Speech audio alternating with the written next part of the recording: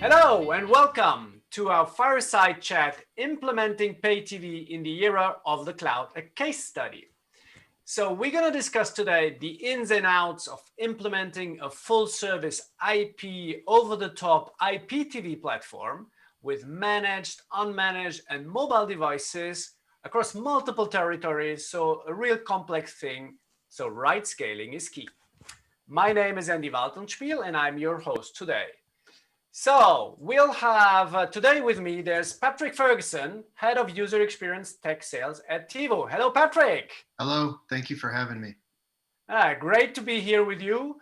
So dear audience, for you, Patrick has been over 10 years in product strategy at both operator and middleware vendor side. So he lived and breathed IP video for several years at TDS, one of the top 10 US local exchange carriers.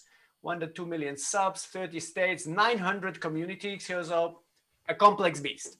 Yes. So, Patrick, you know what you're talking about. Great to be here with you. Thank you again for having me. Happy to be here. Very cool. So let's start maybe with what is the problem multinational or multi-location telco operators are facing these days? Well, I think really what it boils down to is not just operationally what the operators are looking at and dealing with in terms of maintaining their existing video product portfolio from the end user perspective onto the back office, but really it's that compared to what the market is demanding. I mean, consumers they're yearning for help in navigating the content chaos that's happening out there. There are more devices. They have more flexibility on what they watch and from where they watch it from a content sourcing standpoint. There are more features that are getting their attention and getting them excited about video that begin to stretch the demand outside of what we would typically define as pay TV, both in the QAM and IPTV sense from a traditional pay TV perspective. And there's more content. So it's an overwhelming scenario for an end user, for a customer to understand all of this content in the universe that's out there now and how that is how they have access to it, and their demand for wanting to have access to it on whatever device they want, whenever they want, wherever in the home that they want it is becoming a key issue for operators. So,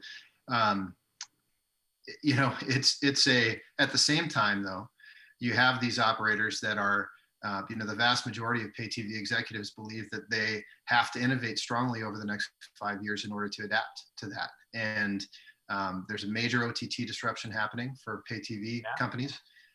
As we all know, the cost of operating a platform in and of itself, let alone across multiple regions, as we're talking about today, is incredibly intensive, both operationally, capitally, to upgrade. And it's something that as you look at what that compares to now versus the future state that needs to happen, that many believe needs to happen in order to be able to adhere to the change in market dynamics, it can be overwhelming.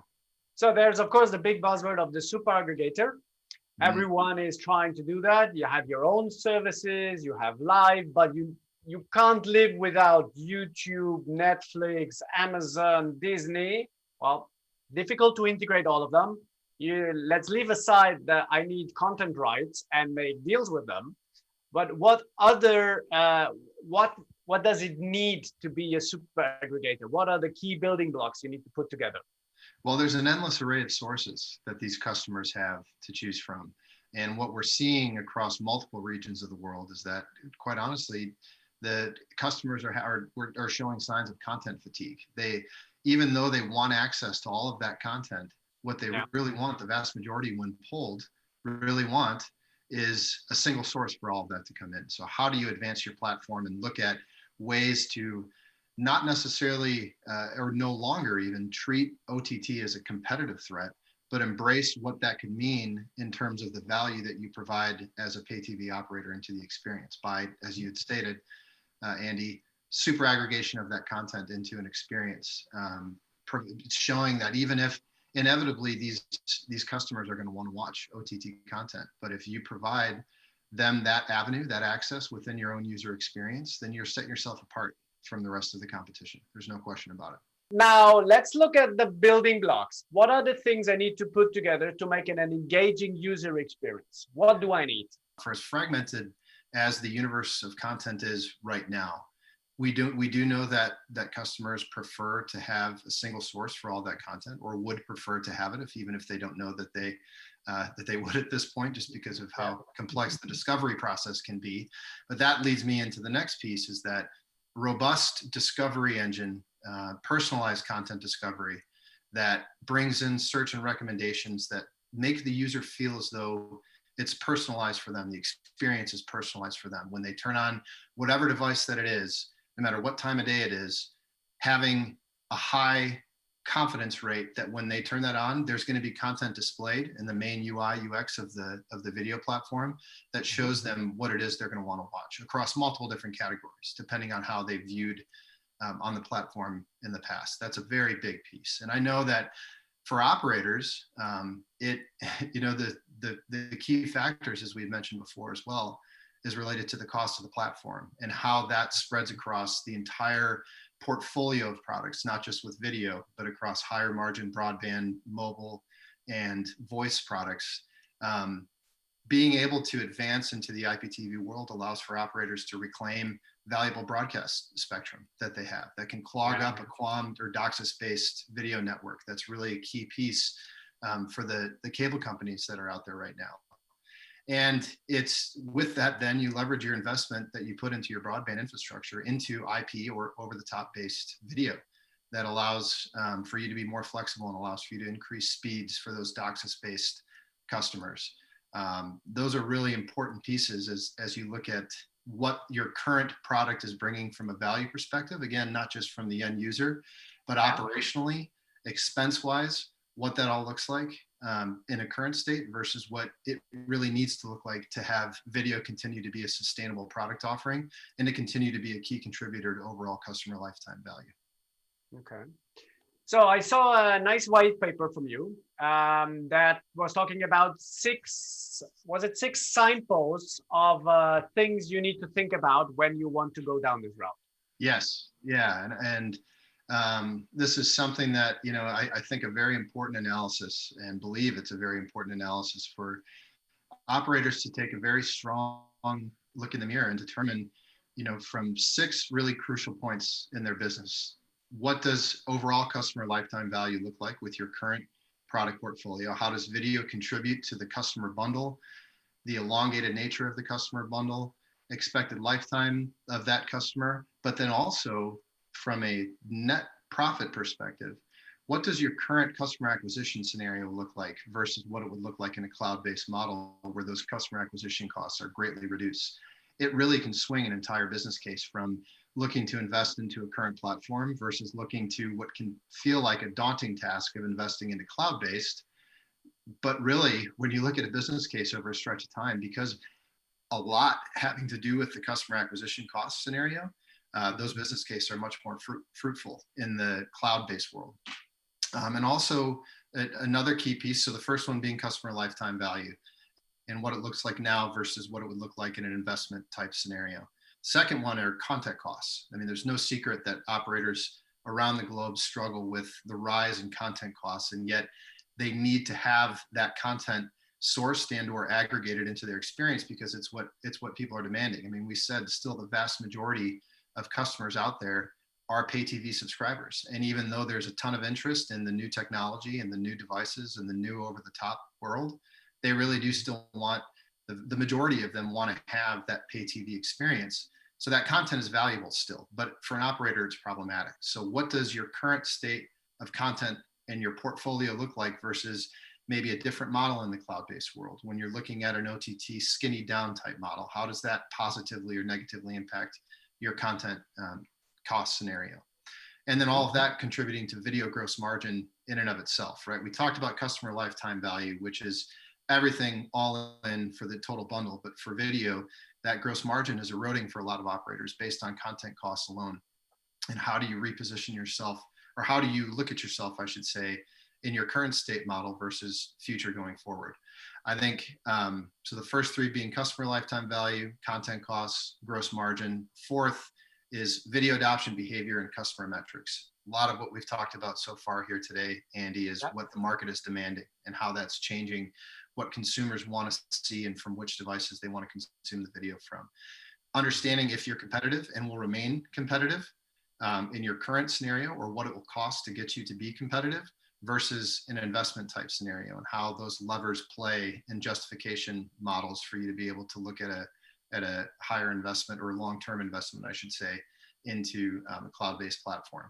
Because that then plays into our fifth, which is industry evolution and trends. We're seeing things shift toward the IP world. We're seeing things shift toward over-the-top based content, even in a linear type format.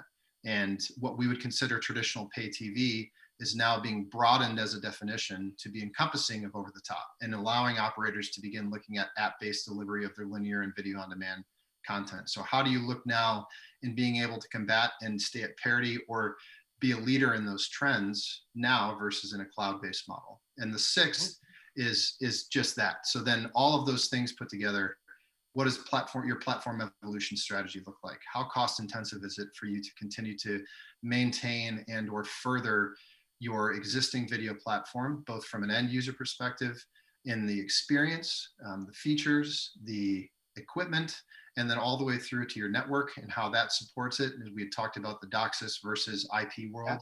And then in the back end, what does your back end look like?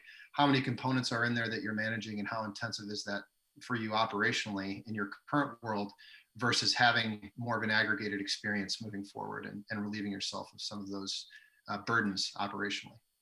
Wow. So I must say you sound much more like a consultant now than a middleware vendor. And I think that's what you need as a big telco. You need somebody to challenge you and show you these business metrics instead of talking about bits and bytes and left and green. Well, it's important. I mean, it really is important, because yes, of course, TIVO and Xperi are, we're certainly out there pushing our products and believe that we have an industry leading experience to talk with people about. However, coming from my experience and being in the operator world for so long, I understand what some of those challenges are. The flash bang whiz of those sales presentations are wonderful, but unless you know exactly which levers to pull from a business case modeling perspective, then it's going to be nearly impossible for you to be able to further the conversation. There has to be real dollars involved. There has to be real strategy involved. There has to be real gain from an overall operational perspective in order to do that. It makes a lot of sense. The point you raised about the customer lifetime value, that was an interesting, almost a revelation. Say, don't look just at video on itself. Look at the spillover effects, and what does it mean on mobile? What does it mean on broadband? How do you bundle all that together to make it a winning proposition? Yeah, it's honestly, it's important, because if you just silo out video in and of itself, with the trends and how content costs are moving, with the trends and what it takes to actually keep up with the back-end video platforms, the CDNs and the origins, and or the overall equipment that you're housing on premise, furthering those in order to be able to adapt to the market trends and customer demand. And then also from an equipment perspective, all of that can make video on its own feel very crunched in terms of what it's contributing by itself from a profit, and not just gross, but a net profit perspective when you factor all the expenses into it. But what statistics show is that customers who have video as a part of a bundle stay with that particular operator 2.5 times longer than those that are broadband only, or that do not have video a part of the bundle. So of course, as it pertains to video being a savior for the overall product portfolio's profit contribution to the business, it's a contributor, but it's not the savior. But what it shows us is that having video and having that bundled customer and a video product that meets the expectations or exceeds the expectations of the market allows for an elongated look at how the overall profit of that bundle, including the higher margin broadband and mobile and or voice products, how that contributes to the overall customer lifetime value, not just video in and of itself. So we talked about the signposts, we talked about success factors. All this sounds very, very good logic. Now, why do I need to do this in the cloud?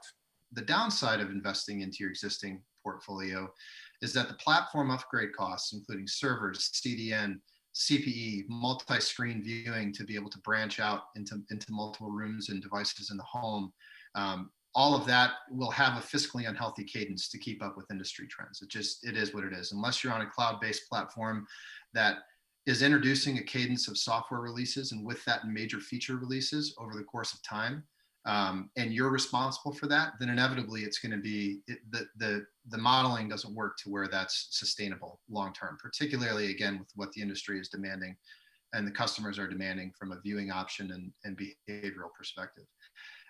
The fact of the matter is also that there is a decline in what we define as traditional pay TV adoption. And that is accelerating in multiple different parts of the world. In certain areas, it is definitely holding on and leveling out. But we've seen that trend kind of cascade throughout multiple different regions of the world. And it's very real. The data is very real. Speed and time to market is definitely one of the weapons operators have. Yeah. It is also one of the key points for Android TV to go for a Google solution. And I think we'll get there. You have a few customer examples that you can maybe talk about, and what are some of the key learnings of those or success stories you can tell? Sure. Really, some of the big elements to it are, of course, cloud-based goes without saying because of the agility, the time to market, the diversification of application-based environment across devices, right? That's a huge component to it, as you've mentioned, and as we've discussed. But the other scenarios are when you look at a huge piece to what differentiates the traditional pay TV environment as we know it now across both QAM and on-premise IPTV versus the cloud-based environment where Android TV and then across Apple, the iOS and application-based as a whole environment is driving the strategy, is that the customer acquisition cost scenario and one versus the other isn't even comparable. And once you begin to relieve yourself of how intensive it is to purchase equipment, install the services at the customer's home in the existing scenario versus what it looks like when you're purchasing, even in the managed arena of Android TV set-top boxes and the operator tier version of that, it's significantly less expensive, a third of the cost for a home deployment. And you put yourself in a position where self-install, especially in this time of, in this day and age and with the pandemic happening, self-installation is a huge piece to that. And if you cut those scenarios, then all of a sudden the doors will open wide for your, in terms of what your business case looks like in one versus the other. And that also, along with that, the back end is a huge component to it. Establishing the right back end that in and of itself is software based, that is agile to be able to adhere to scaling across multiple regions of the world, across multiple devices and up to millions and millions of subscribers if you're so lucky. Having a back end that is built to be able to move with that will prevent you from having to repeatedly invest capitally into upgrading the infrastructure is a huge difference between the invest in your current versus invest in the cloud video components. Okay. So looking at the time, I think we covered quite a lot. The 6 signposts is something you need to discuss internally. I like what you just said. You're not talking about middleware component. You're not talking about fantastic search and discover, which all you have in the Xperi portfolio. You're talking about let's position a conversation. I like that one. Yeah. It's really the think holistically, think business, and then we'll solve the technology challenges. Yeah, and then with that, once we get into that position, we're very confident that the Xperi TIVO portfolio meets the needs. We're excited about what we're bringing to the market, and we're excited about what our customers have experienced up to this point, and certainly checks all the boxes. Well, I think we checked many boxes today. Patrick, it was a pleasure to discuss with you. Thank you very much. And I guess people will find you would they want to know more. Thank you very much, Andy. Appreciate you Thanks for being with me. Thank you. And bye, everyone.